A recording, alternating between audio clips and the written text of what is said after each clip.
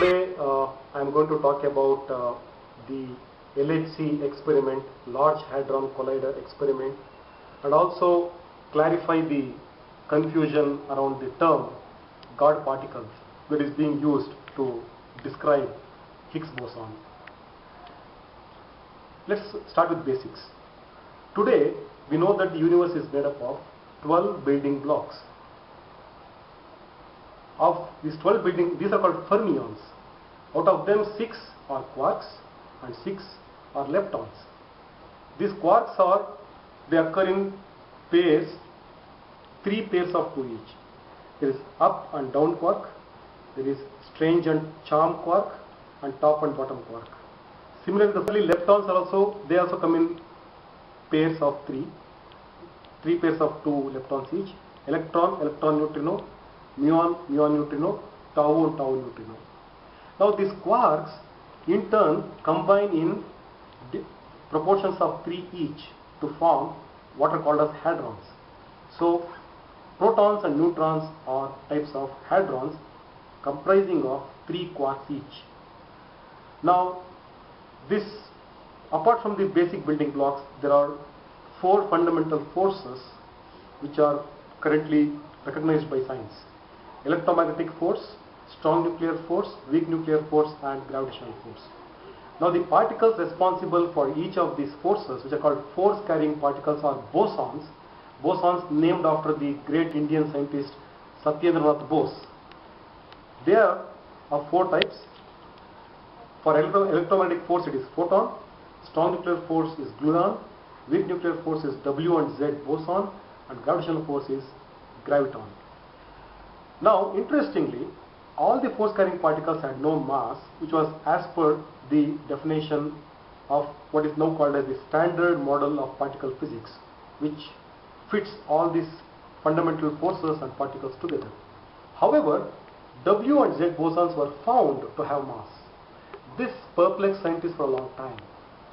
Peter Higgs came up with a hypothesis that the entire universe is covered with an invisible force field called Higgs field, and the particle responsible for the Higgs field is Higgs boson, and the interactions with Higgs boson is what gives W and Z bosons their mass.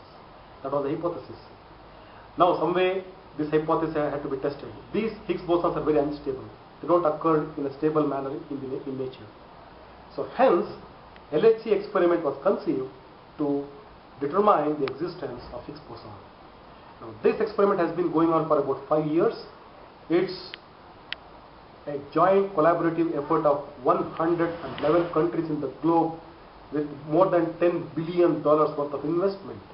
And now this is the fastest machine in the world, where protons are accelerated to about 99.999991% of the speed of light. This is the largest machine, which is 27 kilometers long underground. This is the emptiest space that we know of, with no air molecules, and it uses the world's most powerful supercomputer for data collection and analysis. And now the good news is, after all the great efforts, recently the CERN in Switzerland, which is spearheading this experiment, announced that the Higgs bosons are likely found in the previous experiments. That's a great announcement. It's a happy thing for the scientific community. Now the way it happens is that the protons are accelerated, like I said, to a very high velocity and are allowed to collide. When they collide, then the gluons, which hold the quarks together in each of the protons, they merge. 2 gluons merge together, and that results in the release of a Higgs particle or Higgs boson. And now that's what the entire apparatus around the LHC apparatus is trying to sense and find out, and the initial successes have been made so far. And now we will wish all the best to the scientists. We need to get the answers to bigger questions like what is mass, what is, like we know 4% of the universe is made up of what we know as matter. 70% is assumed to be made up of dark energy, 26% is assumed to be made up of dark matter. So what do they mean? What do they comprise of is something unknown today. This experiment is trying to address that. Similarly, whether space has more dimensions beyond the 4 that we know today in the continuum. So that's another great question to answer. So we hope all that happens. And in the meantime, another important point is regarding God particle. Now, what is God particle?